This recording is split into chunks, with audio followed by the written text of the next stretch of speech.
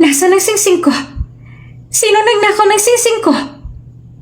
Bulalas ni Olga habang aligagang hinahanap ang kanyang mamahaling diamond ring sa kanyang kwarto.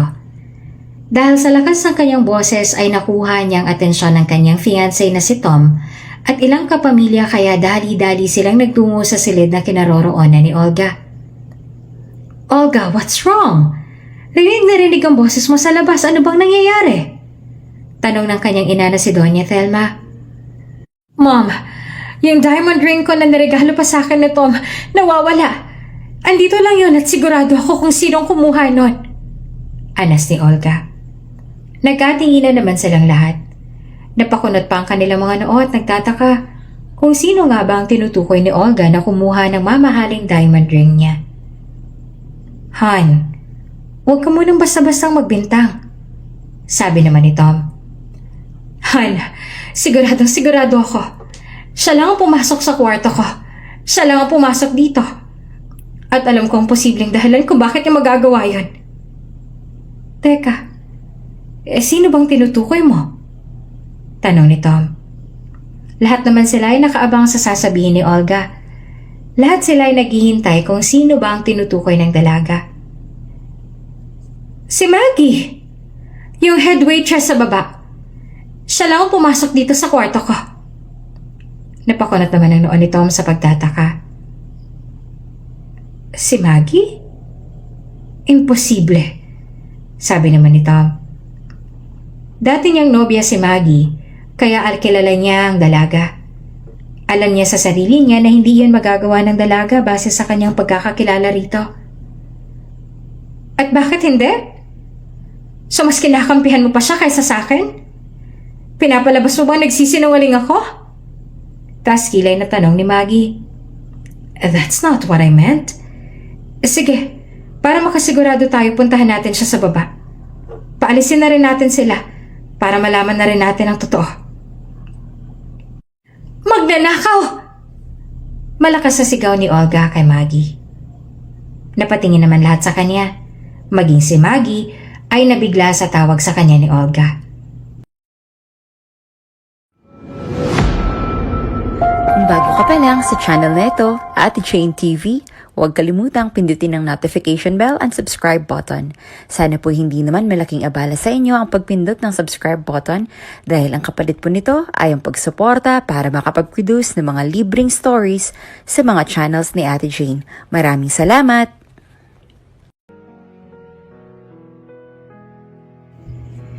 Si Margaret Oliveros, o kung tawagin ng lahat ay si Maggie, ay isang magaling na waitress na nagtatrabaho sa isang sikat na restaurant. Independent at sanay na mag-isa sa buhay. May kanya-kanya na rin kasing pamilya ang kanyang mga magulang kaya naman natuto na siyang tumayo sa sarili niyang mga paa. Lumaking matatag at may paninindigan. Maprinsipyo at may dignidad. Maggie, kanina pa nakatingin sa iyo yung matandang lalaki sa dulong table. Type ka yata. Mukhang mayaman. Mahinang sabi sa kanya ni Pamu, waitress din doon. Napakunot naman ang noo ni Maggie. Tama bang lukuhin ako sa iba? Baka nakakalimutan mo may nobyo na ako. At si Tom yon. Si Tom lang ang gwapo at mabait sa paningin ko. Siya lang. Sagot naman ni Maggie. Ang sabi ko mayaman. At saka sinasabi ko lang naman na agad mo namang naisingit si Tom baby mo. Siya nga pala, speaking of, parang madalang na yata siyang dumadalaw dito ah. LQ kayo? LQ? Naku hindi ah. Busy lang daw siya sa pinapagawa sa kanya ng daddy niya. Alam mo na, mga negosyo. Sa dami ba naman ng negosyo nila, hindi na sila magkanda o gaga kung alin ang uunahin nila. Sagot naman ni Maggie. Nako, baka mamaya ibang negosyo ng ginagawa niyan ha? Baka mamaya, dalawa na pala kayo. Mag-ingat ka. Gaya nga ng sabi mo, gwapo at mabait pa naman yan. Baka hindi lang sa'yo mabait yan. Pabirong sabi naman ni Pamu. Bahagya namang napaisip si Maggie ngunit na naig pa rin sa kanya ang hindi magagawa ni Tom yon kahit na 3 buwan pa lamang silang magkasintahan. Mabait ang pagkakakilala niya kay Tom kaya palagay ang loob niya na kailanman ay hindi siya magagawang lokohin ito. Samantala, Yung lalaki namang tinutukoy ni Pamu na laging nakatingin sa kanya ay halos araw-araw na ring nandun sa restaurant na yon. At tama siya. Dahil talaga sa kanya kung bakit laging naroon ang matandang lalaki. Wala rin naman kasing lalaking hindi mahuhumaling sa taglay na ganda at alindog nitong si Maggie. Kaya naman, hindi nila masisisi kung mapabata man o matanda ay nahuhumaling sa kanya. Nang sumunod na araw, habang nasa trabaho si Maggie, ay sorpresa namang nagtungo doon si Tom. Happy Matsuri! Mahinang sabi ni Tom kay Maggie habang naroon sila sa may back door ng resto. Napabalikwas naman si Maggie dahil sa gulat kaya naman napaharap siya sa lalaki. Pagharap naman niya ay mabilis na siyang hinalikan ni Tom sa kanyang mga labi. Hindi na siya pumalag pa dahil gusto rin naman niya yon at miss na rin niya si Tom. Ilang araw na rin kasi silang hindi nagkikita kaya sabik na rin siya sa mga labi ng lalaki. Bakit ngayon ka lang nagparamdam? Tanong ni Maggie nung kumalasa siya sa pagkakahalik. Diba, sinabi ko na sa'yo, sobrang daming pinapagawa ngayon ni Daddy. Wala rin kasi siyang ibang maaasahan kundi ako lang. Kaya, I have no choice kundi sundin siya. At saka ang mahalaga ay nandito na ako ngayon. At naaalala ko ang mansari natin. Wika naman ni Tom habang hinahaplos-haplos pa ang mukha ni Maggie. Ngumiti na lamang si Maggie at hindi na sumagot pa. Mahal na mahal niya kasi si Tom kaya naman isang paliwanag lang nito ay tanggap niya na. Asus, isang paliwanag mo lang ay okay na ako. Siyempre, mahal na mahal kita eh. I love you, mahal. Sagot ni Maggie tsaka muling inalikan ang mga labi ni Tom. Siya nga pala, di ba day off mo bukas? Tanong naman ni Tom. Oo, mahal, bakit? Tugon naman ni Maggie. Bukas kasi ang uwi ng pinsan kong si Kenji. Yung madalas kong ikwento sa'yo na loko-loko kong pinsan? Ah, okay. So, uuwi na siya bukas? Tanong naman ni Maggie. Oo, at ako magsusundo sa kanya sa airport. Samahan mo naman ako para mag-celebrate na rin tayo bukas. Okay lang ba sa'yo? Sabi naman ni Tom. Bahagya namang napaisip si Maggie. Wala rin naman akong gagawin bukas, kaya sige, sasamahan kita. Sagot naman ni Maggie. Okay, good. Mag-e-enjoy tayo bukas, sabi ni Tom. Nang sumunod na araw, gayak na sana si Maggie para sa usapan nila ngayon ni Tom nang biglang tumawag sa kanya si Pamu. Hello, Maggie.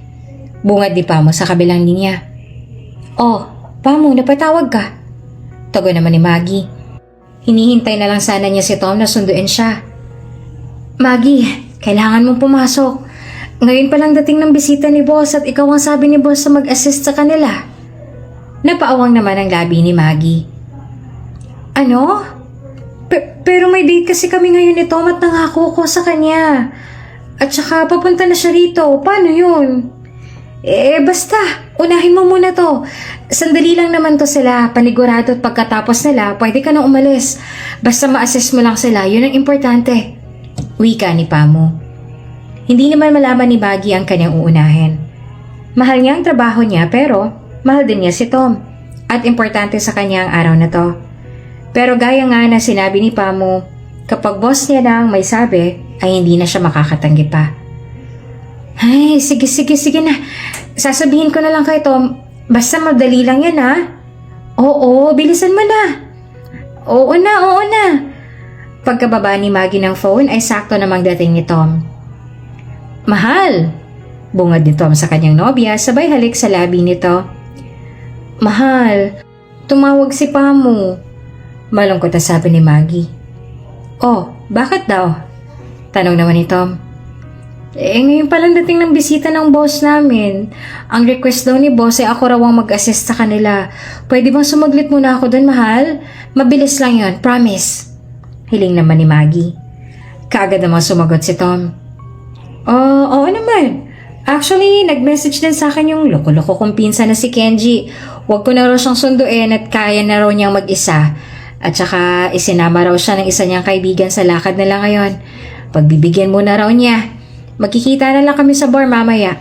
At syempre, isasama kita. Tila nabunutan naman ng tinik sa dibdib si Maggie at gumaan ang pakiramdam sa sinabing yon ni Tom. Mabuti na lang at magulo rin kausap ang pinsan niyang yun, kaya naman makaka-duty pa siya ng maluwag sa loob at hindi napipilitan kahit na papaano. Naku, mabuti naman. Nag-aalala nga ako kasi baka magalit ka. Alam mo na, mahalaga naman sa atin ang araw na to tapos duty pa ako. Kaya sobra talaga akong nangamba kanina. Huwag ka na mangamba, mahal ko. Sige na, at ihahatid na kita para matapos ka na ng mas maaga. Matapos ang pag-usapan na yon ay umalis na rin sila. Pagkahatid ni Tom kay Maggie ay umalis na rin ito. Habang si Maggie naman ay dali-daling nagtungo sa loob. Pamo! Tawag ni Maggie kay Pamo. Lumingon naman kaagad si Pamo sa kanya. Maggie! Sus, kumubuti na lang dumating ka. On the way na sila. Halika na. Mag-ayos na tayo ng function room. Mabilis na rin kumilos si Maggie at nagtungo na sa function room. Ilang sandali pa na matapos na sila sa pag-aayos, ay sakto namang dumating ng mga bisita ng kanilang boss. 5 lalaki at 1 babae ang mga bisita. At kabilang doon si Kenji. Kenji de Guzman. Sinalubong na rin sila ni Pamo at Maggie. Kilig na kilig pa nga itong si Pamo dahil sa kagwapuhan ni Kenji, mukha kasi itong leader ng mafia at literal na bad boy. Lalong dumagdag pa sa kanyang kaastigan ng hikaw sa kaliwang tenga nito at tattoo sa braso hanggang leeg. Kabaliktaran ng itsura ni Tom. Totally good boy kasi ang dating ni Tom. Wala namang reaksyon si Maggie dahil, syempre, para naman sa kanya, si Tom lang ang gwapo.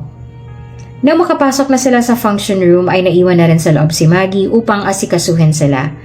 Nagsimula na rin si Maggie na mag-serve ng mga inumin. Sir, ito na pong coffee ninyo. Allergic ako sa kape. Diretsong sabi ni Kenji kay Maggie, sabay alis ng kanyang shades at tingin dito. Napatitig din naman si Maggie sa mga mata ng binata na may mahahabang mga pilikmata at makapal na kilay. Kulay brown din ang kulay ng eyeball nito at animoy nakainom dahil sa namumungay niyang mga mata na natural lang naman sa kanya. Ilang segundo rin silang magkatitigan nang pumitik na si Kenji sa harap ng mukha ni Maggie. Hey! Ano? Tititigan mo lang ako? Taas kilay na tanong ni Kenji kay Maggie. Umiwas naman kaagad ang tingin si Maggie. Ganun po ba? Okay po, ano po bang inumin na gusto ninyo? Tanong naman ni Maggie. I want tequila. Sagot naman kaagad ni Kenji. Okay po, kukuha lang po ako, sandali lang po. Nagtitimping sabi naman ni Maggie tsaka tumalikod na sa lalaki. Pagkalabas naman ni Maggie ay abot-abot ang inis niya at doon nagmaktol sa may counter. Tequila nga. Kakapisit. Akala ko ba coffee lahat ang iniinom nila? Inis na sabi ni Maggie. Kaagad naman siyang inabutan ng tequila ni Pamo. Oo, yun ang sabi ni boss, diba? Bakit? Sino ba humihingi ng tequila? Tanong naman ni Pamo. Di yung... Ituturo pa sana ni Maggie si Kenji. Ngunit sakto naman na nakatingin din pala sa kanya ang lalaki. Babasagin kasi ang function room na yon kaya kita nila ang nasa loob at labas nito. Talagang nakatingin pang impacto. Yung mayaban na yun, no? Sinabihan mo na gwapo kanina, yun. Ang choosy at ang yabang. Inis na sabi ni Maggie. Sinundan naman ni Pamo ang tingin at ang direksyon ng mga mata ni Maggie. Ay, si Mr. Pogi pala. Sus ko, Maggie. Ikaw ang choosy. Kung alam ko nga lang na ganyang kagwapo mga bisita ni boss, naku, hindi na sana kita tinawag at ako na lang nag-assist. Gwapo-gwapo niya nga, ayaw mo pa. Saad ni Pamo, habang nakatingin rin sa lalaki. Ay nako, kung pwede nga lang din di sana namamasyal na kami ngayon ni Tom at hindi na ba bad trip ng dahil sa lalaking yan. Akala mo kung sino? Siya, sige, bye na. Ibibigay ko na tong tequila. Laklakin niya lahat. At muli ay bumalik na si Maggie sa loob ng function room. Sir, eto na pong tequila ninyo. Magalang na inabot ni Maggie ang bote ng tequila kay Kenji. Ngunit lalo siyang nainis sa sinabi nito. I said wine. Paano naging tequila ang wine? Tanong ni Kenji. Napaawang naman ang bibig ni Maggie tsaka napangisi. Napatingin na rin sa kanya ang ibang mga kasamahan doon ni Kenji at ngayon ay siya na ang sentro ng atraksyon. Sir, ang sabi niyo po ay tequila at hindi wine? Baka kayo po nagkakamali? Mariin at mabagal na sabi ni Maggie. So, what do you mean? Nagsisinungaling ako? Taas kilay na tanong naman ni Kenji. Hindi naman po sa ganon, pero sandali muli siyang tumingin sa mga mata ni Kenji. Malinaw naman sa kanya na tequila talaga ang sinabi nito kanina at hindi wine. Kaya sa palagay niya ay pinaglalaroan lamang siya ng kumag na ito.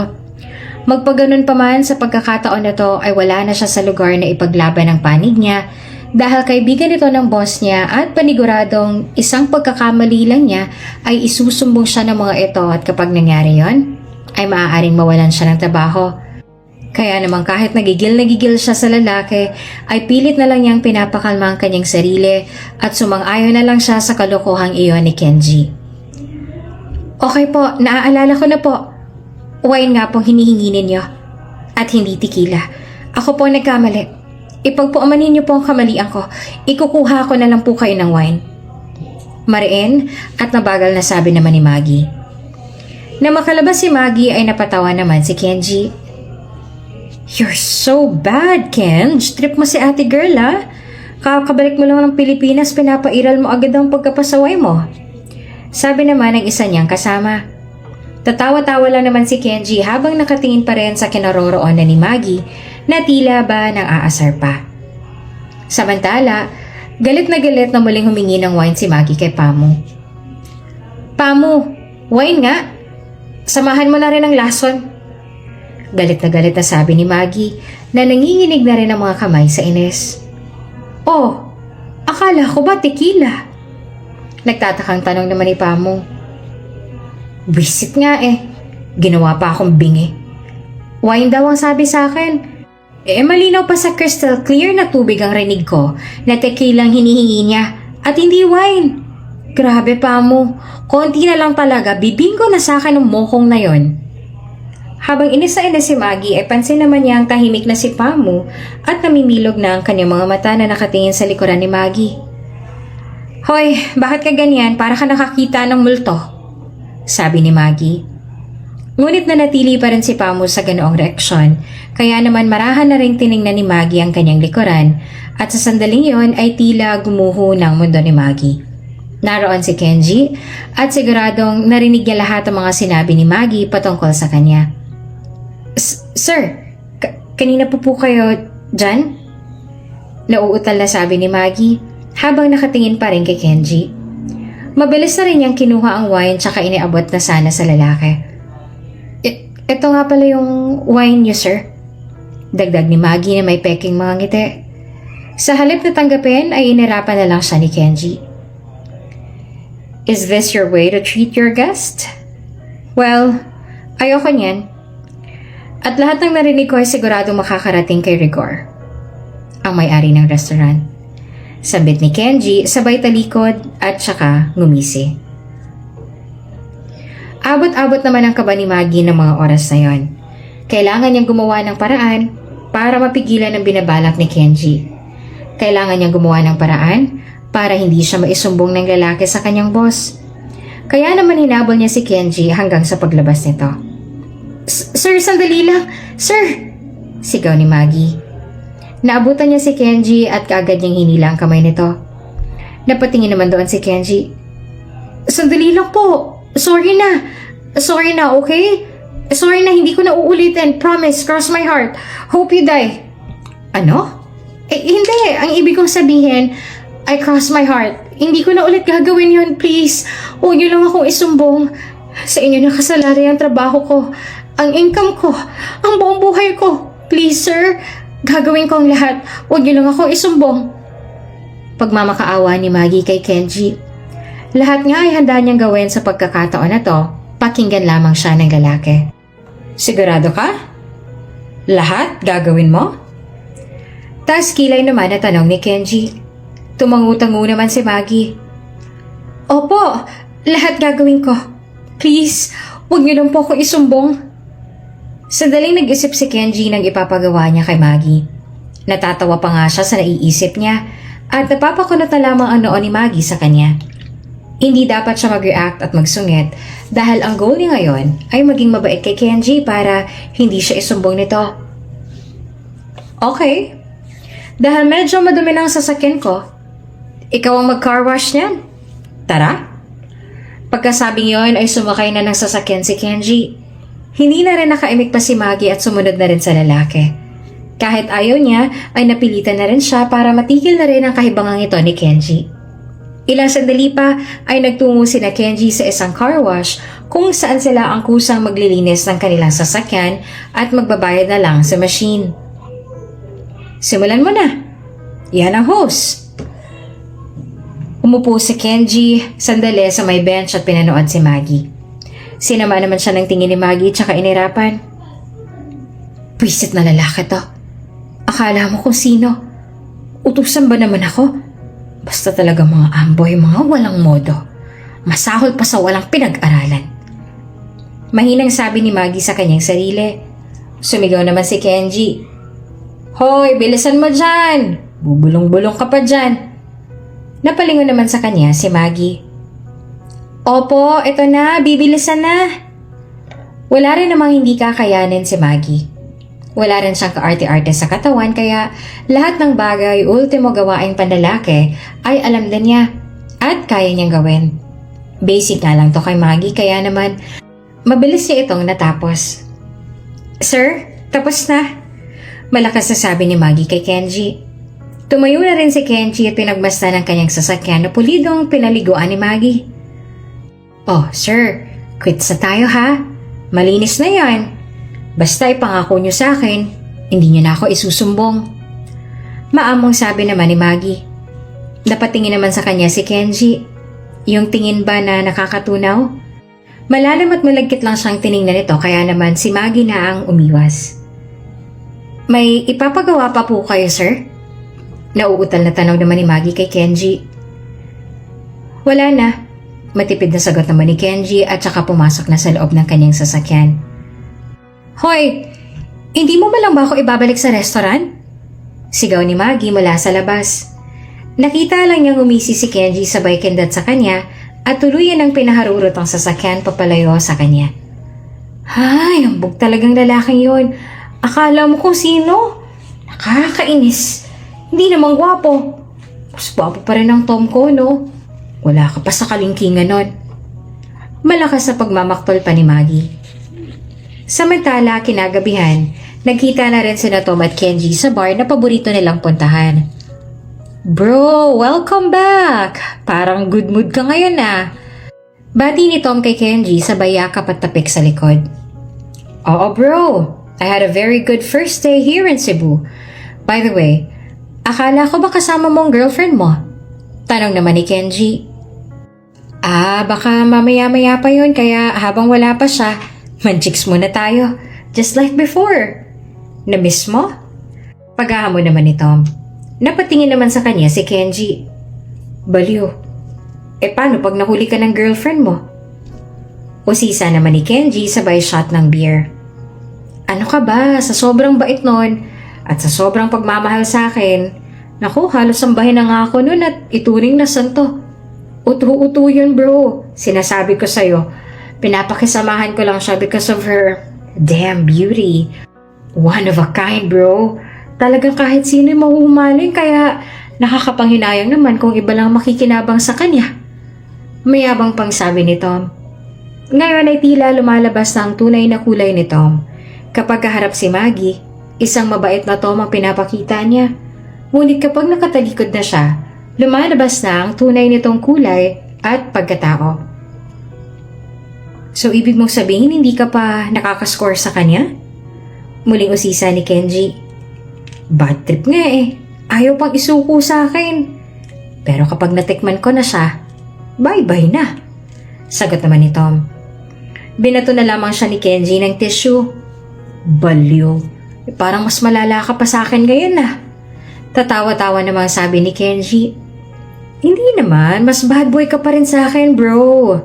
Sagot naman ni Tom at saka nagtawanan na lang sila. Siya nga pala. Bakit ka pala masaya ngayon? Ang mga ganyang itsura kakaiba eh. Parang ngiting nakakita ng chicks. Share mo naman bro, oh. Sabi ni Tom. Bahagya namang napangiti si Kenji. Wala. May unexpected lang akong napagtripan kanina. Nakakatawa siya. Pinaglinis ko pa nga ng sasakyan ko. But, she's totally cute. I think I like her. Pahaging ni Kenji sabay ngiti. At ang ngiting yon ay ngayon palang nakita ni Tom sa mga labi ng kanyang pinsan. Aminado siyang babaero pero tila iba na ang hangin ngayon ni Kenji. Sabi nga ng iba ay may spark. May kakaibang spark sa mga labi ni Kenji at iyon ang kailangan niyang malaman. Kung sino ang dahilan ng mga ngiting yon. I smell something's fishy, ha? Parang naku-curious tuloy ako kung sinong lucky girl na yan. Pabirong sabi pa ni Tom. Maya-maya pa ay nag-ring na ang phone ni Tom. Wait lang bro ha, tumatawag ng mahal ko. Hello, mahal? Oh, nasan ka na? Ariyan ka na sa labas. Sige. Diyan ka lang at pupuntahan na kita. Wika ni Tom. Si Maggie nga ang tumawag at naghihintay na siya sa may entrance. Bro, dito ka lang ha. Sunduin ko lang ang girlfriend ko. Nasa labas na raw siya. Wait lang. Saad ni Tom at saka tumayo na upang sunduin si Maggie. Ilang sandali pa ay dumating na din doon si Maggie at Tom.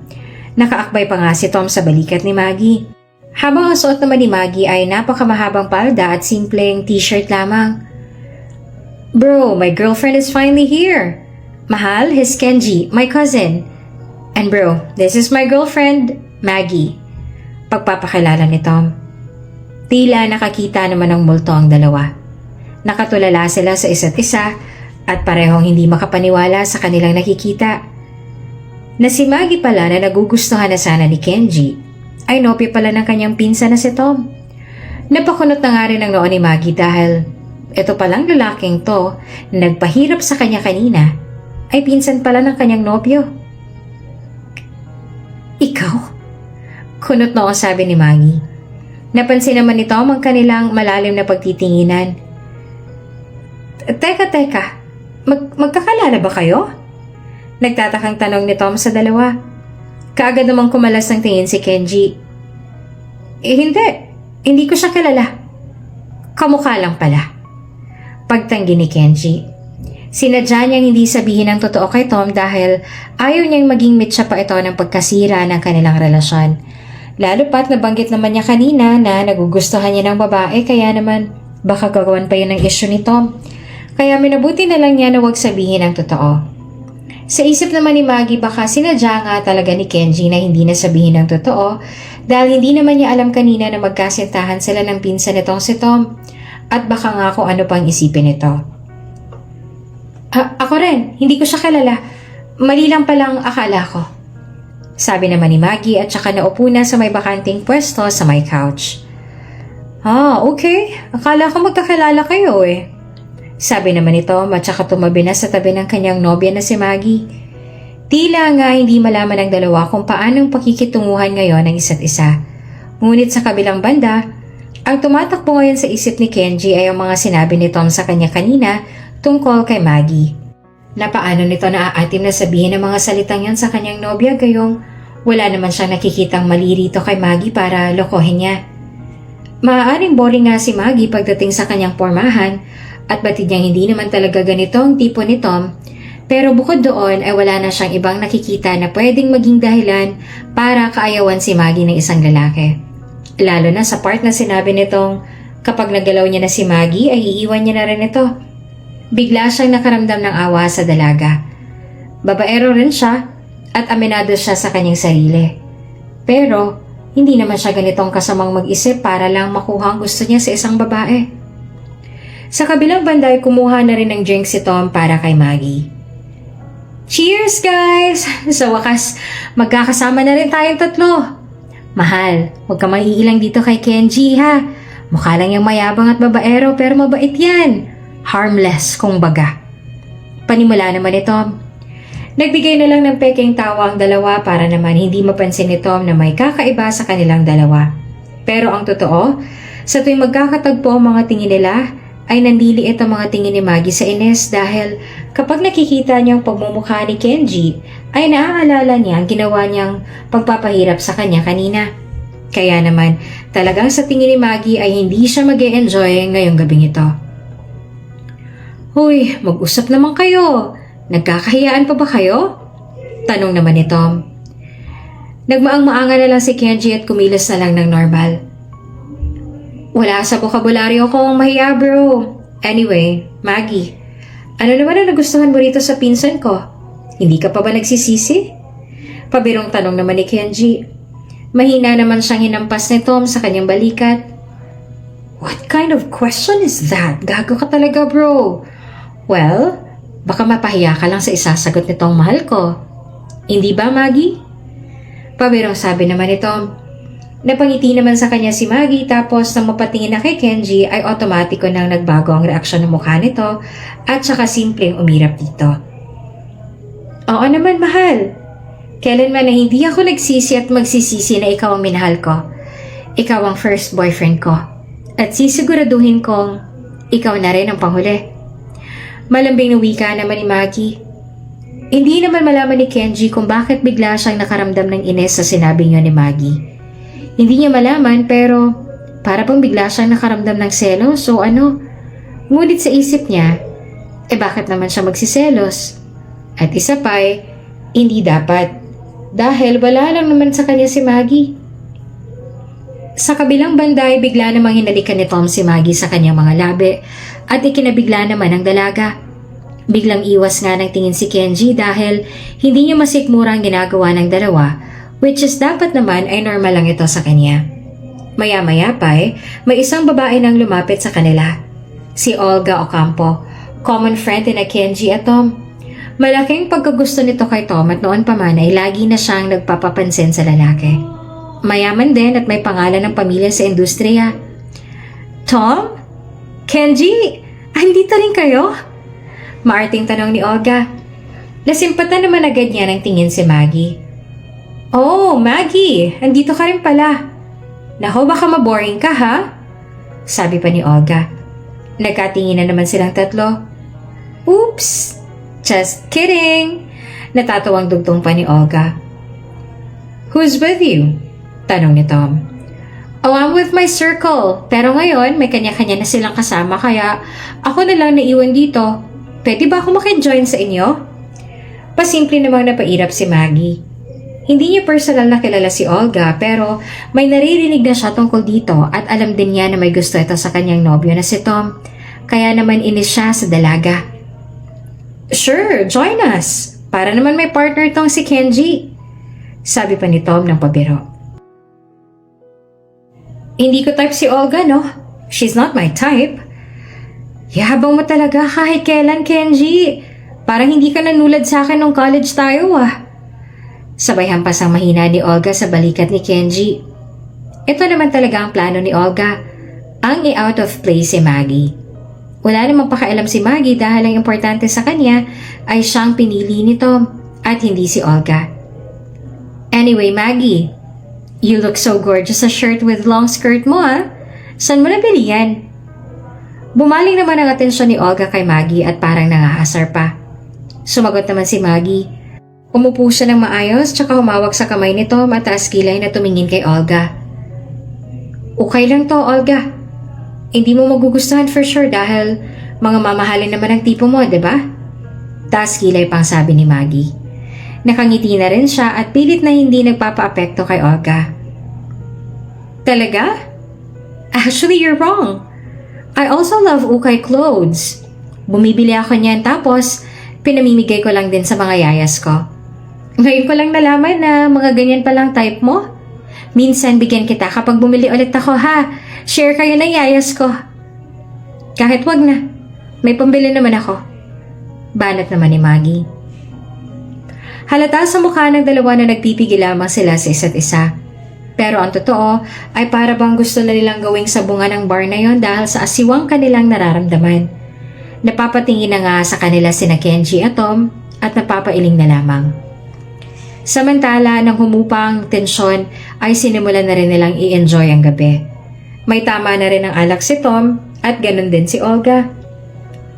Mahal, uuwi na ako. Ihatid mo na ako.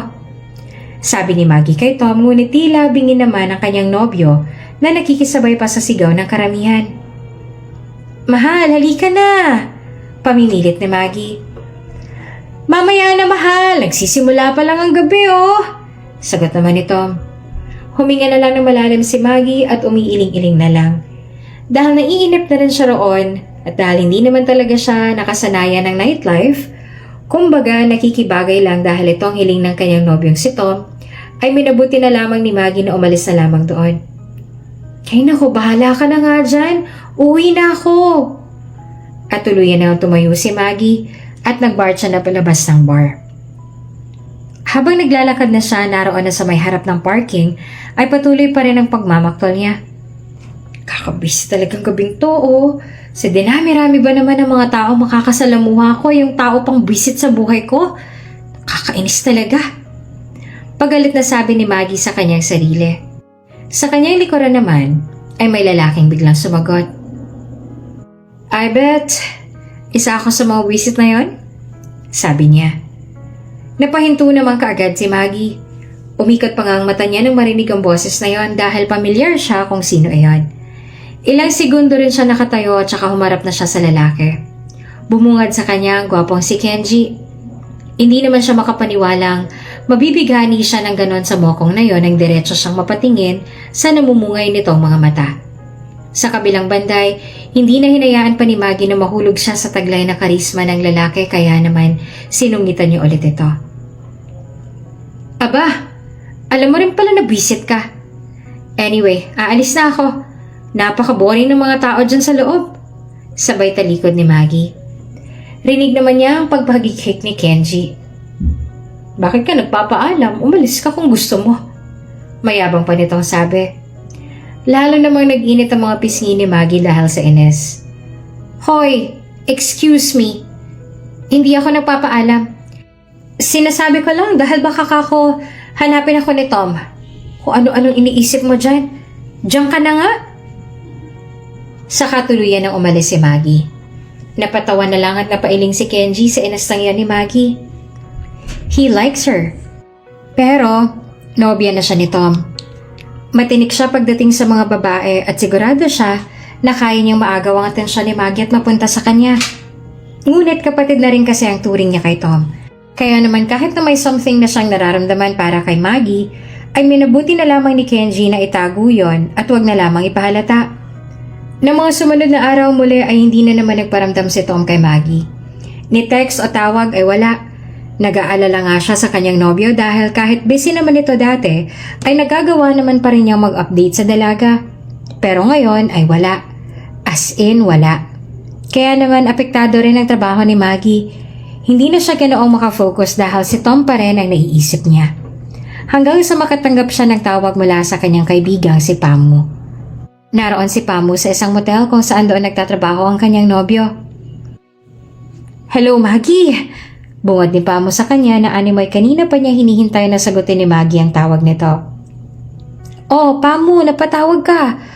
At saka bakit ganyan ang boses mo? Para ka may tinataguan Kunotoan namang tanong ni Maggie. Ang totoo ay parang gano'n na nga. Nagtatago si Pamu dahil baka mamaya ay makita siya ng kanyang sinusundan. Maggie, pumunta ka dito. Nandito ako sa motel na pinagtatrabahuan ng jowa ko. Alam mo to, diba? Pumunta ka dito. Mariing sambit ni Pamu. Abot-abot naman ang pagtataka ni Maggie sa sinabi ni Pamu. Ha? Oo, alam ko yan. Pero bakit naman ako pupunta dyan? Ano namang gagawin ko dyan? Nagtatakang tanong pa ni Maggie. Basta, pumunta ka dito. At dito mo na rin malalaman kung bakit kita pinapupunta rito. Basta bilisan mo na para maabutan mo pa sila. Kahit naman hindi alam ni Maggie ang nangyayari ay napilitan na rin siya pumunta sa motel na sinasabi ni Pamu. Dumoble pa nga ang kaba ni Maggie sa dibdib. Pagkalabas niya ng resto ay wala pa nga siyang maparang taxi na makita niya si Kenji. Oy! Utala tawag ni Maggie sa malakas na boses. Napalingon naman si Kenji habang nasa loob ng kanyang sasakyan. Ako bang tinatawag mo? Supladong tanong naman ni Kenji. Dahil mahihingin siyang pabor sa lalaki ay kailangan niya muna maging mabait ngayon. Oo, ikaw nga, sagot naman ni Maggie. Paalis na sana nun si Kenji pero pinigilan siya ni Maggie. May pangalan ako at hindi Hoy ang pangalan ko. Suplado ang sagot naman ni Kenji at saka minaneho na ang manibela. Mabilis naman nagtungo si Maggie sa harap ng sasakyan at hinarangan ito. Ibinuka pa nga niya ang kanyang kamay at saka tinitigan ng lalaki sa kanyang mga mata. Hindi naman makapaniwala si Kenji na ganito pala kalala ang saltik nitong si Maggie kaya napakagat na lamang siya sa kanyang pang-ibabang labi. Ibinaba niya ang salamin ng bintana ng kanyang sasakyan at saka sumigaw doon. Ano bang problema mo? Umalis ka nga dyan at may date pa ako. Hindi kita mapapatawad kapag na-late ako. Sigaw ni Kenji. Sa halip na matakot at umalis ay hindi nagpatinag si Maggie. Hindi ako aalis dito. Bago ka makapag-date, samahan mo muna ako sa motel. Malakas ang sagot naman ni Maggie at napatingin naman ng ibang tao na napapadaan doon at pasimpleng napapatawa. Namilog naman ang mga mata ni Kenji dahil sa palabas na ito ng dalaga. Motel? Ano bang pinagsasabi mo? Alam kong gwapo ako at malakas ang karisma, pero pumili ka naman ng pagkakataon at lugar para yayain ako doon. Sagot naman ni Kenji. Napakunot naman ang noon ni Maggie. Ha? Anong pinagsasasabi mo? Hindi kita nayayaya doon para dyan sa kalaswaan na iniisip mo. May iba akong agenda, no? Sa sandaling yon ay nilapitan na ni Maggie si Kenji at saka nakiusap. Kenji, please, samahan mo ako sa Sunset Motel. Wala na kasi ako ibang masakyan eh. Kailangan ko nang pumunta doon. Kung itatanong mo kung bakit ay hindi ko rin alam ang isasagot sa'yo. Dahil tinawag lang sa akin to ng kaibigan kong si Pamu. Hindi ko nga alam kung anong gusto niyang ipakita pero yun ang gusto ko makita. Kaya please Kenji, nakikiusap na ako. Unahin mo muna ako, please. Pagmamakaawa ni Maggie. Ito ang kauna-unahang pagkakataon na makita ni Kenji si Maggie sa ganoong reaksyon. Nakalmado lamang at hindi masungit. Kaya naman kahit wala naman talaga siyang kadate ay uunahin niya talaga itong si Maggie. Mukhang ang importante. O siya, sige, sakay na. Kahit may date ako ngayon, ikaw ang inuuna ko kaya may utang ka sa akin, ha? Sabi pa ni Kenji. Nagdiwanag naman ang itsura ni Maggie tsaka dali-dali nang sumakay ng sasakyan. Habang nagmamaneho nga ay hindi naman napigilan pa ni Kenji ang mag-usisa. Sino ba naman kasing pupuntahan natin doon? Seryosong tanong ni Kenji. Tahimik na lang si Maggie. Hindi niya malaman kung saan nagmumula yung kabang nararamdaman niya ngayon. Para bang may mangyayari na hindi maganda at yon ang hinihiling niya ngayon na sana ay mali ang kutob niya. Na sana ay mali ang hinala niya. Na sana ay hindi rito involve ang kanyang nobyong si Tom. Dahil kapag nagkataon, hindi niya alam kung anong magagawa niya. Hindi ko rin alam. Hindi ako sigurado. Pero kung ano man yon, nakahanda ako. Seryosong sagot naman ni Maggie habang pinapanood ang mga poste at punong malalampasan nila. Napatingin na lang sa kanya si Kenji at hindi na sumagot pa. Ilang sandali pa ay nakarating na sina Kenji at Maggie sa motel na tinutukoy ni Pamu. Natanaw na rin sila ni Pamu kaya naman muli tumawag ito kay Maggie. Hello, Maggie. Oh, Pamu, andito na kami. Bakit mo ba ako pinapunta dito? Usisa ni Maggie. Huwag kang bababa ng sasakyan. Palabas na sila. Napakunot pa ang noon ni Maggie. Sila? Sino sila? Sa sandaling yon ay doon sila nakapark sa hindi kalayo ang distansya mula sa motel. Maya-maya pa ay lumabas ng isang kotseng pula at sabay ng laki mga mata ni na Kenji at Maggie. Sigurado sila na ang sasakyan na yon ay pagmamay-ari ni Tom. Ngunit sa isip nilang dalawa, ano nga bang ginagawa ni Tom at kung hindi si Maggie ang kasama niya, sino naman kaya? Mga katanungan ngayon sa isipan ni Maggie na nangangailangan ng tiyak na kasagutan. Maya-maya pa nang tumigil sandali ang sasakyan ni Tom, ay doon nila nakita ang paghahalikan pa ni na Tom at ang kanyang kasama. At ang babaeng yon ay walang iba, kundi si Olga. Si Olga ang kasama ni Tom sa motel na yon. Nang makita iyon ni Maggie ay tila ba kusang nanghina ang kanyang katawan. Kusang naubos ang kanyang lakas. Hindi siya makapaniwalang magagawa ito sa kanya ni Tom. Nakuha na niya ito ng litrato bilang ebidensya kung sakaling magkaroon na siya ng lakas ng loob na kumprontahin ang dalawa. Ngunit sa mga oras na to, sa nakita niya, wala na siyang ibang gusto pang gawin kundi ang magpakalango sa alak at paglasing. Baka sakaling makalimutan niya ang sakit na nakita niya. Nakaramdam naman ng awa para sa kanya si Kenji. Hindi naman malaman ni Kenji kung paano niya i-comfort ang babae. Noon pa man kasi, sa mga sinabi pa lang sa kanya ni Tom tungkol kay Maggie, ay alam niya nang hindi talaga ito seryoso sa kanya. Kaya hindi malayong magloko nga ito. Lalo pa, at tunay naman na hindi ang mga klase ng babae na tulad ni Maggie ang tipo ni Tom. Kaya naman sa pagkakataong to, ay tanging awa na lang nararamdaman niya para sa dalaga. May date ka pa, diba? Iwan mo na lang ako dito. Okay lang ako. Salamat sa pagsama. Seryosong sabi ni Maggie na blanko lang ang reaksyon ng kanyang mukha. Napalingon naman sa kanya si Kenji. Sa tingin mo ba iiwan kita sa ganitong sitwasyon? Gusto mong magpalipas ng oras? Nakangiting tanong ni Kenji. Napatingin din sa kanya si Maggie. Talaga? Sasamahan mo ako? Tanong niya rito. Oo naman. Kailangan mong ilabas yan.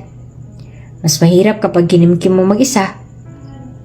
Kahit nasasaktan ay nagawa pa rin mapangiti ni Maggie dahil sa pagdamay sa kanya ni Kenji.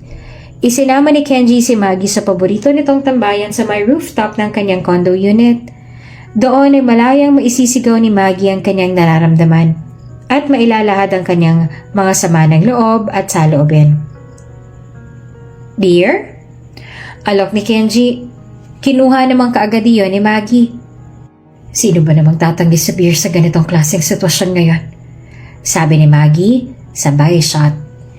Tinitigan naman siya ng ilang segundo ni Kenji sabay na pangiti.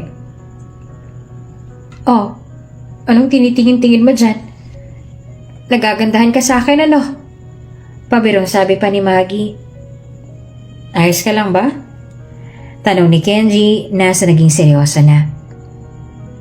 Ikaw, kung makita mo yung girlfriend mo na lumabas ng motel na may kasamang ibang lalaki, magiging ayos ka lang ba? Balik na tanong naman ni Maggie kay Kenji. Napaisip naman ang binata. Ako? Hindi kasi ako nagkaroon pa ng girlfriend na seryoso eh. Pero once na magkaroon na, tapos nangyari yan sa akin, siguro, syempre magagalit ako. Sino nga bang magiging maayos sa sitwasyon yun, lalo pa kung mahal na mahal mo yung taong involved? Sagot naman ni Kenji. Sinusubukan kong maging okay. Sinusubukan kong ibaling sa ibang atensyon para hindi ko na maisip yan. Pero, hindi ko kasi akalain magagawa yan sa akin ni Tom eh. Sabi niya mahal na mahal niya ako.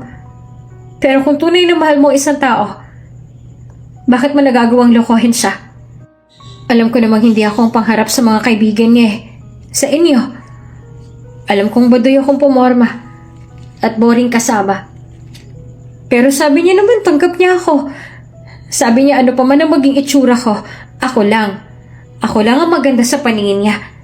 Ako lang nag-iisa sa puso niya. Kaya hindi ko maintindihan eh. Hindi ko alam.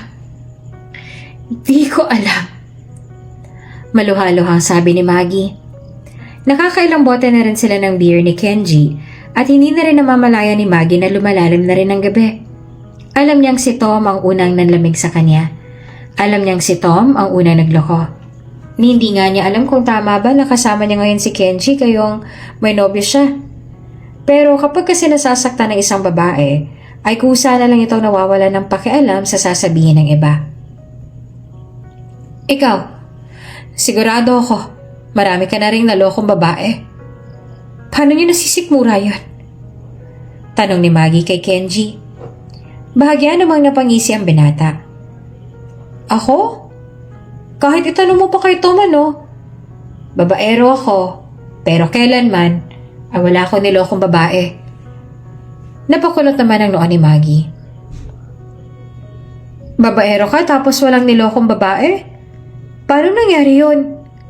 Nagtatakang tanong naman ni Maggie. Nambababae lang ako kapag mga nasa bar, ganun. Pero I never dated anyone.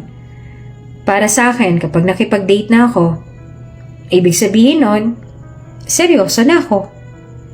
Nakikipag-chat ako o nakikipag-usap kung kani-kanino just for fun. At sinasabi ko na sa kanila yon sa umpisa pa lang. Ako kasi yung tipo ng lalaki na kahit wala pang ginagawa, mahuhulog ka na kaagad. Kaya naman sa simula pa lang, ay binabalaan ko na sila. I just flirt for fun, para wala akong masaktan. Wow, lakas ah. Gupong-gupo ka talaga sa sarili mo, no? Sabi naman ni Maggie sabay irap. Napatawa naman si Kenji. You want the truth? So yun ang totoo. I admire someone pero minsan temporary lang din. Kasi akala nila yung mga katulad ko, ang hanap din sa babae ay mayaman, sikat, maraming magagarang gamit, may sasakyan, maganda, at higit sa lahat sexy. Hindi nila alam, I have my own standards pagdating sa mga babaeng magugustuhan ko. At ako lang nakakaalam nun. Hindi naman namalaya ni Maggie na ilang segundo na pala siya nakatulala sa mukha ni Kenji habang nagkukwento ang binata. Alam niyang likas at natural ang pagiging mayabang nito, pero sa pagkakataong to ay tila ba nakikita niya ang bahagi ng pagkataon nito na may pagkasinseridad. Nakikita niya iyon sa mga mata ng binata at ngayon, hindi niya alam kung anong nararamdaman niya. Biglang tumigil ang mundo niya. O lasing lang ba siya habang binabaybay ang buong itsura ni Kenji? Dala na rin ng kalasingan at dala na rin ng bugso ng damdamin. Hindi nila sinasadyang mahalikan ng isa't isa. Sorry. Paghingi ng paumanhin ni Kenji. Marahan niyang idinastansya ang kanyang mga labi sa mga labi ni Maggie. Sa hindi naman malaman-laman na dahilan, may kung anong hangin ang sumabi sa katawan ng dalaga at hindi malamang ito nagbigay ng reaksyon ng pagtuligsa o pagtutol sa ginawang yon ni Kenji. Bagkos ay tumitig pa ito sa mga labi ng lalaki na tila humihiling pa ng isang pagkakataon na muling magdikit ang kanilang mga labi. Alam ni Maggie na lapat at tama na siya ng alak, ngunit malinaw pa rin sa kanyang diwa ang nangyayari. Malaya pa rin niyang pinahintulutan ng bawat bagay o aksyon na gawin sa kanya ni Kenji nang walang kasamang pamimilit at ganun din naman si Kenji. Sigurado pa rin siya sa kanyang sarili, sa kanyang ginagawa at alam niyang gusto niya ito at hindi lamang dahil sa kasalukuyang kahinaan ngayon ng damdamin ni Maggie. Sa kabilang banda, sa paghingi ni Kenji ng paumanhin ay hindi na sinagot pa ni Maggie bagkos sumunod na lang siya sa pinag-uutos ng kanyang isip at sa bawat paggalaw ng direksyon ng katawan ni Kenji hanggang sa tuluyan na muli nilang mahalikan ng isa't isa.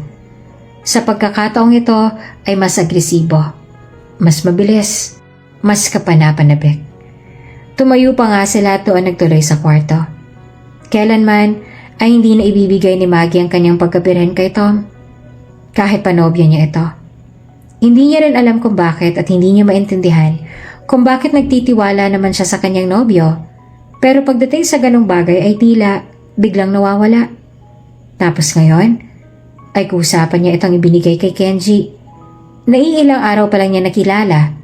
Tapos kinaiinisan pa niya. Hindi na rin niya alintana kung itong unang pagkakataon na gagawin niya ito dahil ang gusto lang niya ngayon ay gawin ito kasama si Kenji. Wala nang ang salita pang lumabas sa kanilang mga bibig. Bagkos, hinayaan na lamang ni Maggie na si Kenji nang kumilos para sa kanya hanggang sa tuluyan na nga nilang naangkin ang katawan ng isa't isa. Kinabukasan ay napabalikwas naman si Maggie sa bangon nang marinig niyang may kumakalampag sa labas ng pinto ng kwarto ng kanyang kinaroroonan. Ni hindi niya na alam kung anong oras na, basta nararamdaman niya na lang na masakit ang kanyang ulo at maging ang kanyang buong katawan. Nararamdaman din niya na wala na siyang saplot sa katawan nang unti-unti siyang bumaba sa higaan. Pero pagtingin niya sa kama, ay nakita niya na may katabi siya.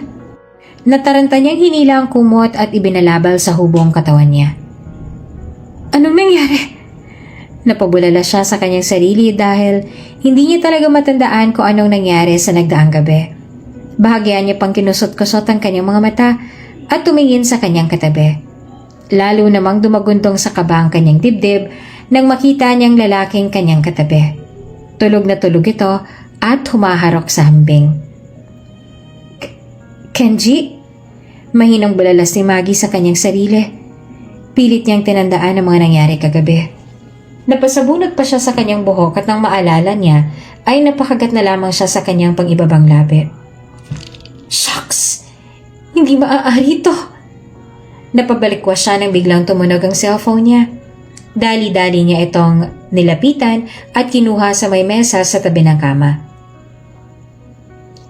Tom? Mas lalong nagpanik si Maggie na makitang si Tom ang tumatawag.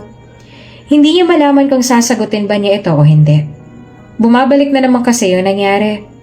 Yung nakita niya kahapon. Nangibabaw pa rin ang ginawang panuloko sa kanya ni Tom kasama si Olga, kaya naman minabuti na lamang ni Maggie na huwag na lang sagutin ang tawag na yon. Nagbihis na rin siya ng mabilis dahil ayaw din niyang maabutan pa siya doon ni Kenji. Nang makapagbihis ay nagmarcha na rin siya ng marahan palabas ang condo unit na yon at tuluyan nang iniwan doon si Kenji na mahimbing pa rin natutulog. Pagkaraan ng ilang oras, papasok na sana ng trabaho si Maggie nang makita niya si Tom na naroon at nakaabang sa harap ng kanyang apartment. Maggie, bakit hindi mo sinasagot ang mga tawag ko? Tanong ni Tom kay Maggie. Busy ako eh. At saka, hindi ba ikaw naman tong walang paramdam ng mga nakaraang araw? Ni-text and calls ko, hindi mo masagot. Ano nga bang pinagkakaabalahan mo nung nakaraan, ha? Pagkumpronta ni Maggie kay Tom. Huminga naman ng malalim si Tom at saka nilapitan ng nobya. Mahal, sorry na. Naging busy lang talaga kami ni Daddy lately. Hindi naman to issue sa atin dati, diba? Sorry na. Pagpapaamo pa ni Tom. Ngunit nanatiling nakatayo at mapagmatigas si Maggie. Sa loob-loob niya ay natatawa na nga lang siya sa kasinungalingang ito ni Tom, na huling-huli na ay nagagawa pa rin kumilos na para bang walang nangyari. Sige na mahal, halika na. Babawi na ako ngayon. Sige, gusto mo? Tara, treat ko. Nakangiti pang alok ni Tom. Sumagot naman si Maggie. Maghiwalay na tayo, Tom. Yun ang gusto ko. Nanlaki naman ang mga mata ni Tom at napakunot pa ang noo sa hiling na yun ni Maggie. Hindi siya makapaniwala na masasabi nito ng nobya niya kaya naman nag-usisa na siya. Mahal, ano to? Prank? Bakit ka makikipaghiwalay eh? Wala naman akong ginagawang masama. Ano bang problema? Pag-usapan natin. Hindi yung padalos-dalos ka kung magdesisyon. Sagot naman ni Tom. Bahagya namang umisi si Maggie tsaka kinuha ang cellphone niya. Eto. Huwag mo sabihin sa akin hindi ikaw yan. Kasama mo si Olga sa motel na yan. Anong ginagawa niya dyan? Sinubukan kitang tawagan ng mga oras na yan. Pero tiningnan mo lang ang phone mo. At saka ibinabahan na para bang wala kang pakialam. Anong namamagitan sa inyo ni Olga? Matapang na tanong ni Maggie. Pigil-pigil din niya ang kanyang mga luha sa puntong ito dahil ayaw niyang isipin ni Tom na mahina siya at isa siyang malaking kawalan. Natameme naman si Tom nang mamasdan niya itong litratong yon. Hindi niya nga maitatanggi na siya ang lalaking yon at iyon din ay si Olga dahil may hawak ng ebidensya si Maggie. Bakit? Bakit mo alam yan? Oo, ako nga yan. At si Olga ang babae? Blanco lang ang itsura ni Maggie na nagtatanong. Oo, si Olga nga. Pero wala kaming ginawang masama. Nag-aanwain lang kami dyan. Wala ka dapat ikabahala. Huwag kang mag-isip ng kung ano-ano dahil totoo ang sinasabi ko. Katwira naman ni Tom. Napangisi at napailing na lang si Maggie. Okay. Ngayon na narinig ko na ang mga walang kwento mong dahilan at katwiran. Sa palagay ko'y wala na ang pag-asa na madadagdagan pang 3 buwan nating relasyon. Relasyon na puro kalokohan. Kaya lubayan mo na ako. Dahil break na tayo, Tom. Matapang na sabi ni Maggie. Wala na rin nagawa pa si Tom dahil kilala niya ang dalaga. Kapag ito na nagdesisyon, wala nang makakapigil pa sa kanya. Taas noon namang umalis si Maggie at tuluyang nakipaghiwalay kay Tom. Masakit at mahirap pero kailangan niyang tiisin. Kailangan niyang kayanin at kailangan niyang malampasan. Hindi pa naman sila ganong katagal ni Tom pero ganito kasi talaga siyang magmahal. Sagad kung sagad, sobra pa sa sobra. Pero kapag nasaktan at natuto, siguradong wala nang dahilan para makipagbalikan pa. Samantala, simula nung may mangyari kina Kenji at Maggie ay hindi na rin nawala pang dalaga sa kanyang isipan. Lalo pa nung malaman niya na siyang nakauna rito sa pamamagitan ng spot ng dugo na naiwan ni Maggie sa kanyang kama. Mas lalong lumalim ang pagkagusto niya sa dalaga. Naikwento na rin sa kanya ni Tom na nakipaghiwalay na sa kanya si Maggie dahil sa kalokohan niya. Pero parang hindi naman lang ito naapektuhan. Para bang walang nangyari kaya ngayon ay napagtanto niyang hindi talaga seryoso si Tom kay Maggie. Hindi pa rin nagpaparamdam si Maggie sa kahit na kanino sa kanila. Ngunit magpaganon pa man, hindi ibig sabihin noon ay nakalimutan na rin niya ang nangyari sa kanila ni Kenji. Yun ang bagay na pilit man alisin ni Maggie sa kanyang isip ay hindi niya magawa. So, ano nang plano mo ngayon na wala na kayo ni Tom? Tanong ni Pamo kay Maggie. Wala. Wala na siya sa buhay ko. Kaya wala na akong plano. Sa ngayon, uunahin ko muna ang posibleng promotion sa akin ni Sir Igor. Sarili ko naman ang iisipin ko na sana pala matagal ko nang ginawa. Uwi ka naman ni Maggie. Ngayon ay wala na siyang kahit na ano pang koneksyon kay Tom, maging kay Kenji. Makalipas ang 2 buwan, natanggap na rin ni Maggie ang promotion na matagal niya nang hinihintay. Siya ang inatasan na maghawak ng prestiyosong catering services at ang pinaka-head ng dining crew. At ang kauna-unahang event na hahawakan ngayon ni Maggie at ang kanyang team ay ang bonggang engagement party ni na Tom at Olga. Noong nag-inquire pa lang si Olga sa kanya ay ayaw na sana niyang tanggapin. Ngunit ayaw naman niyang isipin ng babae na bitter pa rin siya hanggang ngayon. Kaya naman naging professional na lang siya at tinanggap ang malaking event na yon. Simula na maghiwalay sila ni Tom ay ngayon lang muli sila nakita. At saktong sa engagement party pa niya kasama ang ibang babae. Hindi na rin naman ganong kaapektado dito si Maggie. Dahil ang totoo, si Kenji ang nasa isip niya ngayon. Sinubukan niyang kalimutan ng lalaki pero naiinis siya sa kanyang sarili dahil hindi ito magawa. Habang si Kenji naman ay gustong-gusto na siya talagang puntahan o kausapin noon pa lang. Pero hindi niya magawa dahil bigla na lang siyang nakaramdam ng pagkatorpe. O takot na hindi naman siya ganito dati. Nasaan ang singsing ko? Sino nagnakaw ng singsing ko? Bulalas ni Olga habang aligagang hinahanap ang kanyang mamahaling diamond ring sa kanyang kwarto.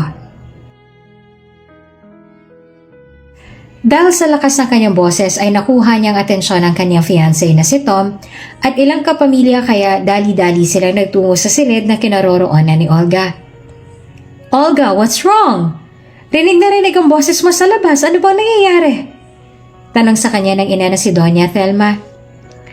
Mom, yung diamond ring ko na niregalo sa akin ni Tom nawawala. Andito lang yun at sigurado ako kung sinong kumuha nun.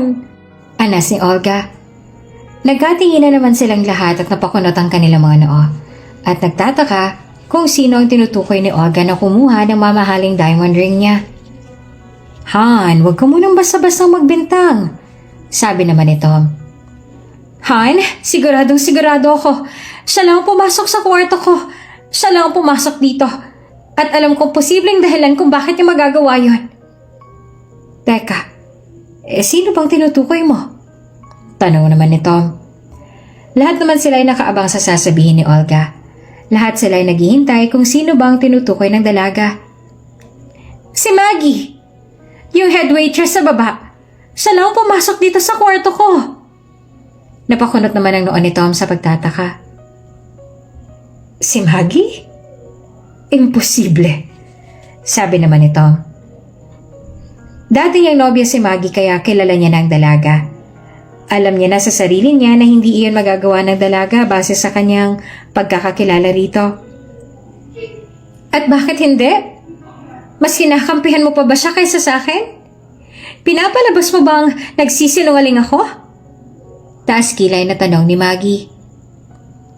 That's not what I meant. Sige, para makasigurado tayo. Puntahan natin siya sa baba.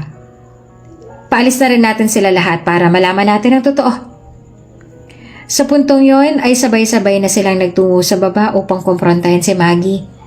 Kasalukuyan namang nagpapak ng team ni Maggie para sa kanilang pag-alis. Magnanakaw! Malakas sa sigaw ni Olga kay Maggie. Napatingin naman ang lahat sa kanya. Maging si Maggie ay nabigla sa tawag sa kanya ni Olga. Ha? Nauutal na tugon ni Maggie. Lalapitan na sana ni Olga si Maggie para saktan ito nang pigilan siya ni Tom. Olga, stop!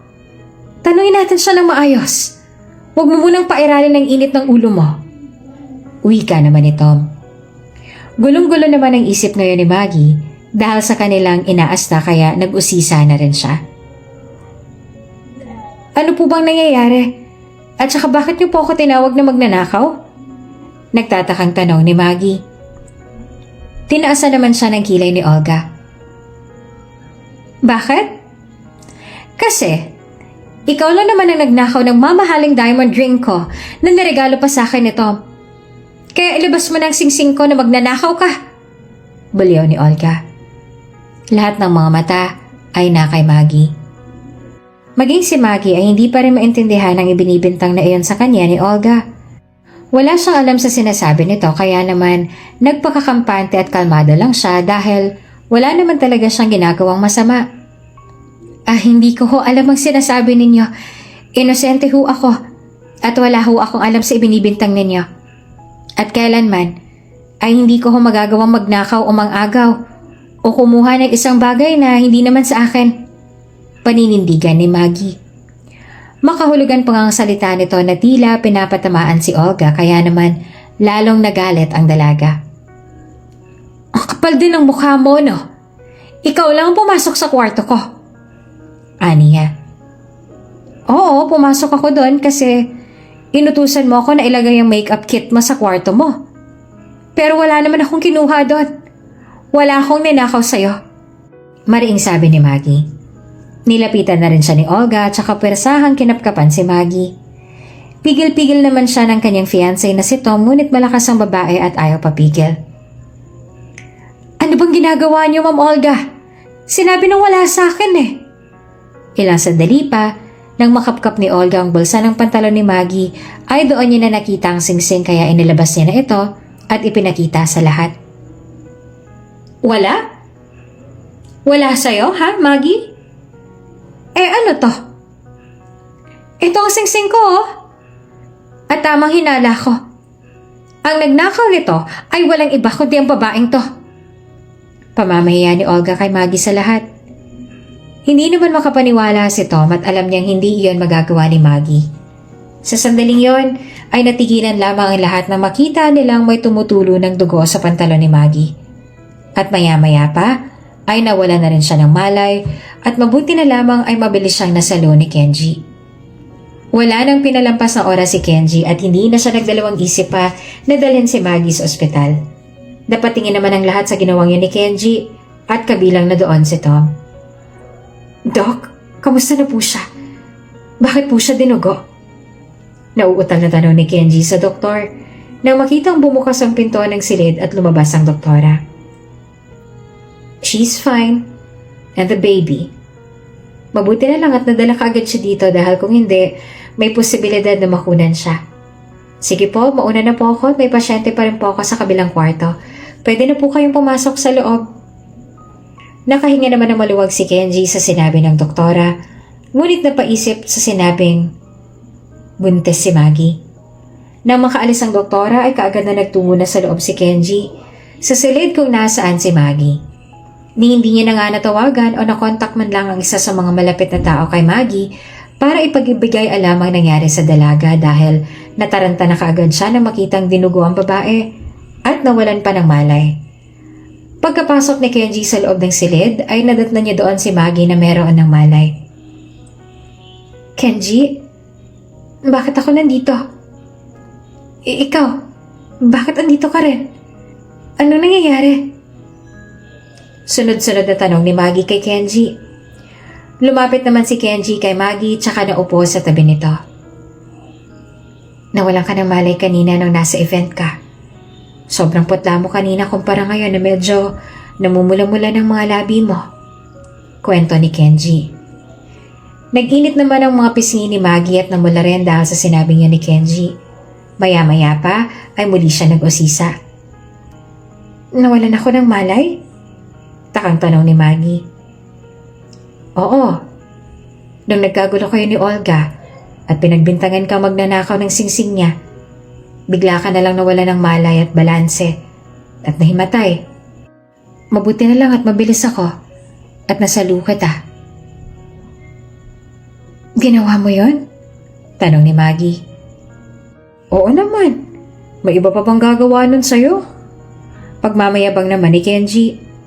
Napairap na nga lang si Maggie at napailing dahil umiral na naman ang kayabangan ni Kenji. Ilang sandali pa ay nagbago na ang reaksyon ng binata at napuna naman kaagad yun ni Maggie. Oh, bakit ganyan ang mukha mo? Taas kilay na tanong ni Maggie kay Kenji. Hindi alam ni Kenji kung paano ang pag-approach ang tanong kay Maggie. Kung paano niya sasabihin na nagdadalang tao na pala ito. Ngunit sa isip niya ay wala namang masama kung mag-uusisa siya. Maggie? I'm glad you're safe. Panimula ni Kenji sa seryosong mukha. Bigla namang lumuwag ang mga ngiti ni Maggie sa kanyang mga labi. Thank you. Sagot naman niya. Ngunit sa susunod na sasabihin ni Kenji ay tila magigimbal ang mundo niya. I'm glad you're safe. And your baby. Pagpapatuloy ni Kenji, otomatikong nanlaki ang mga mata ng dalaga sa sinabi niya ni Kenji. Hindi niya kasi alam na nagdadalang tao na pala siya dahil ang buong akala niya, yung mga panahon na madalas sumama ang pakiramdam niya ay dala lang ng pagod sa trabaho. Yun pala ay may baby na sa sinapupunan niya. Baby? Anong sinasabi mo? Nagtatakang tanong naman ni Maggie. Nagtaka naman si Kenji. Doon niya napagtantong wala pang alam ang dalaga sa kanyang pagbubuntis. You're pregnant? Hindi mo alam? Kinausap ko ang doktor kanina ng tiyanak ka niya. Ang sabi niya ay safe ka na raw pati ang baby dyan sa tiyan mo. Mabuti nga raw at walang nangyari sa inyong masama at hindi ka nakunan. Paliwanag ni Kenji. Sandaling umiwas ang tingin si Maggie at sandaling napaisip. Kung tunay nga na nagdadalang tao siya, ang posibleng maging ama lang nito ay walang iba, kundi si Kenji. Si Kenji na kasi ang una at huling nakagalaw sa kanya at wala nang iba pa. Kaya hindi niya alam kung paano sasabihin sa binata. Ilang sandali pa ay muli siyang tumingin kay Kenji. Sigurado ka ba? Baka naman mali lang pagkaintindi mo sa sinabi ng doktor. Gusto ko malaman. Mula sa doktor mismo. Nung pagkasabi niya ni Maggie, sakto naman na bumalik doon ang doktor na tumingin kanina sa babae. Miss Maggie, nakalimutan ko palang ibilin dito kay Mr. ang reseta ng vitamins at pampakapit na maaari niyong bilhin kapag na-discharge na kayo ngayon. Bungad ng doktor. Doon ay tuluyan na nga napakunot ang noon ni Maggie. Pampakapit, Doc? Paki-explain nga po sa akin kung bakit ako nawala ng malay at nahilo at saka dinugo. Nauutal na katanungan ni Maggie. Miss Maggie, hindi niyo ba alam na buntis kayo? Actually, 6 weeks na. Masyadong masela ng iyong pagbubuntis kaya ina-advise ko rin sa inyo na bawasan niyo muna ang iyong trabaho kung meron kayong mga physical work, stress, at higit sa lahat ay puyat. Kaya ito yung mga vitamins na huwag niyong kakalimutang bilhin dahil ito ang pinakakailangan ninyo. Mister, sa inyo ko na ho ito ibibigay para kayo na pong magpaalala kay Mrs. Mag-iingat kayo lagi, ha? Ingatan niyo si baby. Sabi ng doktora at saka lumabas na ng silid. Doon ay tuluyan nang napagtanto ni Maggie na nagdadalang tao nga siya. Malalim siya nakatingin sa mga mata ni Kenji nang may halong takot at pangamba. Takot na buhayin mag-isa ang bata at pangamba na baka kapag sinabi niya kay Kenji na siya ang ama ng bata ay hindi siya panindigan ito. Kaya naman nagtatalo talaga ang isip ni Maggie kung ano ba dapat ang kanyang gagawin. What are you thinking? Congratulations, magkakababy ka na. Nakangiting bati ni Kenji kahit sa loob-loob niya ay gusto niyang malaman kung sino ang ama. Dahil base sa sinabi ng doktora kanina na almost 6 weeks na ang siya ni Maggie, posibleng siyang ama noon dahil halos ganon na din katagal nung huli nilang pagkikita at nung may nangyari sa kanilang dalawa. Ngunit dahil hindi pa naman siya sigurado ay ayaw muna niyang umasa. Thank you. Actually, hindi ko talaga alam na buntis ako. Sandali silang natahimik at napatingin sa isa't isa. Talaga? Maaari ko bang malaman kung sino ang ama? Tanong naman ni Kenji. Natahimik naman si Maggie sa tanong na iyon. Hindi ko naman pwedeng sabihin na hindi ko alam. Kahit alam ko naman sa sarili ko na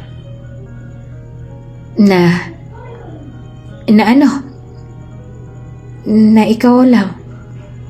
Ikaw lang nakasipin ko sa loob ng 6 na linggong yon. Pagtatapat ni Maggie. Ang inaasahan ni Maggie na magiging reaksyon ni Kenji na hindi ito matutuwa o hindi sasang-ayon, kabaligtaran nun ang nakikita niya ngayon. Tila lumiwanag ang mukha ni Kenji sa sinabing iyon ni Maggie. Nakaramdam pa nga ito ng tuwa na malamang posibleng siyang ama ng bata.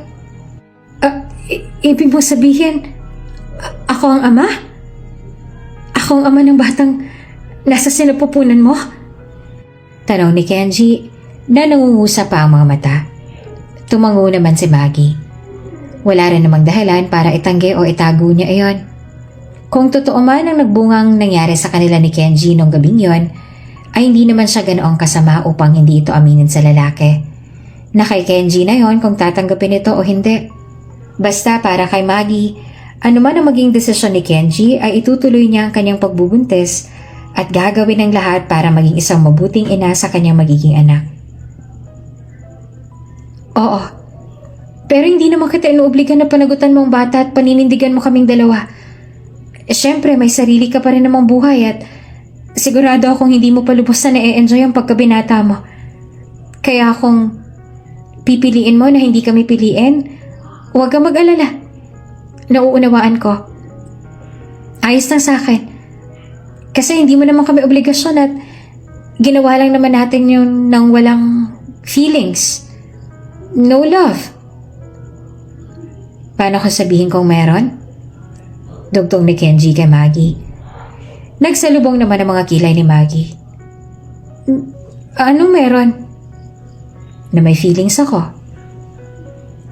Siguro ikaw wala. Pero ako, I made it sincerely. Hindi basta ginawa lang.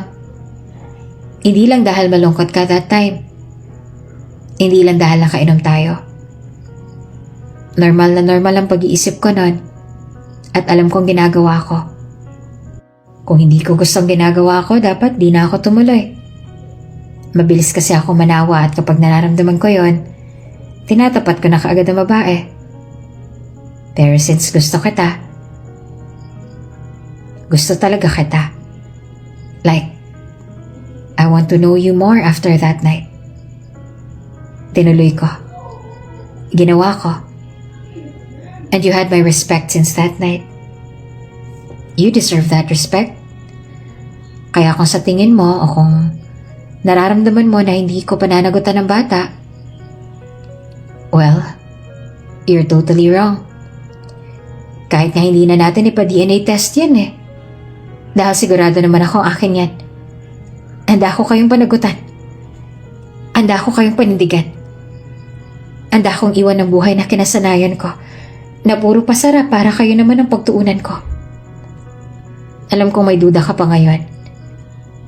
Pero Maggie, handa akong patunayan ang sarili ko sa'yo. Magiging mabuti akong asawa at ama sa inyong dalawa. Bigyan mo lang ako ng pagkakataon. Bigyan mo lang ako ng pagkakataon na magpakilala sa'yo. At makilala ka. Promise. Hindi mo pa nakikita ang tunay na ako. At malayo sa Kenji na nakilala mo nung una tayong magkita sa restaurant. Just please, give me a chance. Pag-amin na ni Kenji. Hindi naman makapaniwala si Maggie sa mga sinasabing iyon ni Kenji sa kanya. Hindi siya makapaniwala na ganong katapang si Kenji, na ganong kalakas ang kanyang loob, na isang tunay na lalaki na may prinsipyo at paninindigan na kailanman na hindi niya nakita kay Tom. Kaya rin siya natakot noon na isuko kay Tom ang kanyang pagkabirin dahil sa responsibilidad na hindi kayang pangatawanan ng dati niyang nobyo. Pero ngayon kay Kenji, yung akala niya na ito pang mas masama kay Tom, ay halos kabaligtaran pala ng lahat. Ibang-iba si Kenji at kitang-kita niya ang sinseridad sa mga mata nito. Kung hindi lang sana ako naduwag na muli kang puntahan at kausapin, di sana'y sabay na nating inalagaan ang baby natin dyan sa tiyan mo. Sana hindi ka na dinugo at hindi na nalagay sa alanganin ng buhay ng bata. Ayaan mo, simula ngayon, hindi na ako aalis sa tabi ninyo. Kasama niyo na ako araw-araw. At sisiguraduhin ko na laging kaligtasan ninyo. Aalagaan kita dahil ito rin naman ang gusto kong mangyari noon pa man. Pero bago yon, Maggie, kapag maayos ang pakiramdam mo, pwede ka bang mayayang makadate? Diretsang tanong naman ni Kenji. Tila nga umurong na ang dila ni Maggie at hindi na nakapagsalita pa dahil sa isip niya, ang sarap palang damhin kapag alam mong totoo at tunay ang mga naririnig mo. Ang sarap pala sa pakiramdam, yung part na parang mas mahal ka ng lalaki kaysa sa pagmamahal mo sa kanya. Kay Tom ay natuto na siya. Mabuti na lang at hindi niya ibinigay lahat. Ngunit kung usapang pagmamahal lang din naman, ay masasabing mahal na mahal niya talaga si Tom. Na halos ikabaliw niya na. Ito na lamang ang pinakamabait na lalaki sa kanyang paningin. Pero, isa pala yung malaking pagkakamali kaya naman nagpapasalamat pa rin siya at nalaman niya na at natuklasan ang tunay na kulay nito. Sa kabilang banda, sumagot na rin si Maggie sa tanong na iyon ni Kenji sa kanya. Date? Hindi ba sabi mo you never dated someone? At kapag may niyaya ka na, ibig sabihin nun ay gusto mo nang magseryoso? Wika naman ni Maggie. Napangiti naman si Kenji. Naaalala mo pala yun. Tama. At gusto ko na magseryoso sa'yo. Pwede ba? Sinserong tanong ni Kenji. Tanging magandang ngiti na lamang ang naisukli ni Maggie kay Kenji na medyo nahihiya pa. Kaya ang isip ni Kenji ay pumapayag na rin si Maggie sa alok niya. Nang sumunod na araw katulad ng ipinangako ni Kenji kay Maggie, hindi na ito umalis sa tabi ng kanyang mag-ina. Nag-date nga sila ng dalaga at kinilala pa ang isa't isa. Sa paglipas ng buwan ay lumaki na rin ang tiyan ni Maggie at unti-unti na nahahalata ang kanyang baby bump. Paminsan ay doon na rin tumitigil si Kenji sa apartment ni Maggie. Pero ngayon ay handa niya ng ibahay ang dalaga.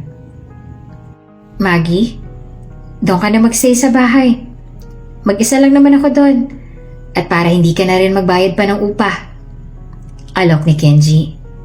Nag-isip naman si Maggie. Hindi ba nakakahiya? Tanong ni Maggie. Napatawa naman si Kenji. Bakit ka naman mahihiya? Sooner or later, asawa na kita. Natahimik naman si Maggie. Oo, Maggie. Tama ang narinig mo. Papakasalan kita. At bahagi yun ng pagiging magulang natin sa ating magiging anak. I want to marry you, sabi ni Kenji. Alam mo, Kenji, aaminin ko. Noong una, sobrang inis talaga ako sa'yo. Sobrang yabang at hangin mo. Tapos, trip mo pa ako at pinahirapan. Kulang na lang ay isinumpa kita nun. Pero nagbago yon nung nasa ospital na tayo. Nung ipinakilala mo ng sarili mo. Nang simula mo ipakilala ang sarili mo sa akin, doon pa lang nakuha mo na ako. Iba ka pala. Iba sa nakilala ko na bastos at walang modo. Iba ka sa mga nakilala kong ang alam lang ay manloko. At sana nga hindi ka ganon. Sana nga hindi ka nila katulad. Dahil Kenji, sa mga oras na to, handa na ako ulit. Handa na ulit akong sumugal. Handa na ulit akong kumilala. At handa na ulit akong magmahal.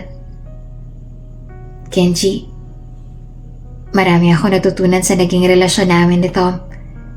At hinihiling ko na sana hindi mangyari sa atin ang mga nangyari sa amin kung bakit ako nakipaghiwalay sa kanya. Masarap ako magmahal, Kenji. Pero kapag nasaktan, mahirap nang ibalik ang pagmamahal at tiwala. Hindi ko pa man masabi na mahal kita. Pero naniniwala ako habang nagsasama tayo, unti-unti ko rin yung mararamdaman.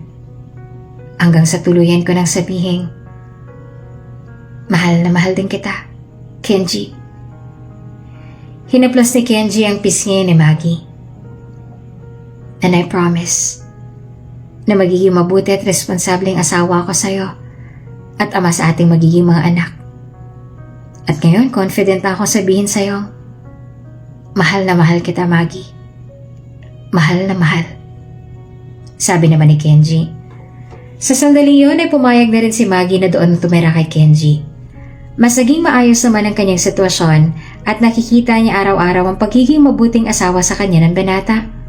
Samantala, ng sumunod naman na araw, habang papasok noon sa clinic sina Kenji at Maggie para sa huling check-up, ay sakto naman na nakasalubong nila sina Tom at Olga na kagagaling lang din sa loob. Napahinto sila at nagkatinginan. Tom! Paunang bati ni Kenji sabay ngiti sa kanyang pinsan. Bro! Nakangiting bawi naman ni Tom. Simula nga nang mabalitaan ni na Tom na buntis si Maggie at si Kenji ang ama, ay tila naglaylo na rin ito sa kanyang pinsan. Ayaw na rin naman kasi ni Olga na pagtatalunan pa nila ni Tom ang nakaraan at ang mga bagay na patungkol kay Maggie, kaya iyon na rin ang kanilang pilit na iniiwasan. Napatingin naman si Olga sa namimilog ng tiyan ni Maggie. Kabuanan mo na? Tanong naman ni Olga. Kahit nagkaroon sila ng hindi magandang pinagsamahan, pinili pa rin ni Maggie na makipagkapwa-tao kay Olga. Oo, kabuanan ko na. Magkakaanak na kami ni Kenji. Ikaw? Kaya ka ba nandito dahil buntis ka na? Tas kilay na tanong naman ni Maggie. Wala naman siyang ibang intensyon sa tanong niyang yon. Dahil wala rin naman silang alam sa pinagdadaanan ngayon ng mag-asawang Tom at Olga. Sa kabilang banday, nagkatinginan na lamang sina Olga at Tom.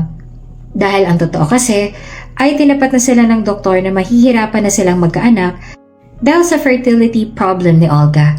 Kaya hindi masagot ng diretsyo ni Olga ang tanong na iyon ni Maggie. Bagkus ay nagpaalam na lamang at tuluyan ang umalis. Makalipas ang isang buwan ay isinilang na nga ni Maggie ang unang supling nila ni Kenji na isang malusog na baby boy at pinangalanan nilang Baby Kenneth. Kinuha sa pangalang Kenji at Margaret. Kamukhang-kamukha mo siya, Kenji. Nasasabik na si Maggie. Medyo mahina pa nga ito dahil sa cesarean section na isinagawa sa kanya. Habang si Kenji naman ay sabik ng mahawakan at makarga ang kanyang uniko iho na tama si Maggie na Xerox copy talaga si Baby Ken ang kanyang amang si Kenji. Oo nga, walang dudang ako talagang ama ni Baby Kenneth. Sagot naman ni Kenji. Bahagya namang tumayo si Kenji at saka hinalikan sa noo si Maggie. Thank you sa lakas ng loob. Sobrang proud ako sa'yo dahil isang ganap na nanay ka na. Isang ganap na nanay ng aking uniko iho. Maluha-luhang sabi pa ni Kenji. Tanging ngiti na lamang din ang isinukli ni Maggie at saka sinambit din ng thank you and I love you. Matapos ang mga pinagdaanan at mga naiwang alaala sa nakaraan, malungkot man o masaya, tunay na love will find ways. Kung hindi ka laan para sa isang tao, gagawa talagang kapalaran na hindi kayo magkatuluyan. At kung may tao nang ipinadala si Cupido para sa'yo, siya na rin ang gagawa ng paraan para matagpuan niyo ang isa't isa at hindi na magkahiwalay pa.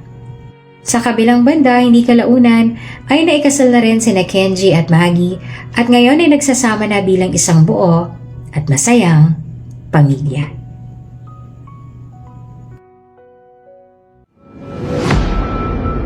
Kung Kung bago ka pa lang sa channel neto, Ate Jane TV, huwag kalimutang pindutin ang notification bell and subscribe button. Sana po hindi naman malaking abala sa inyo ang pagpindot ng subscribe button dahil ang kapalit po nito ay ang pagsuporta para makapag-produce ng mga libreng stories sa mga channels ni Ate Jane. Maraming salamat! Nasaan ang singsing ko? Sino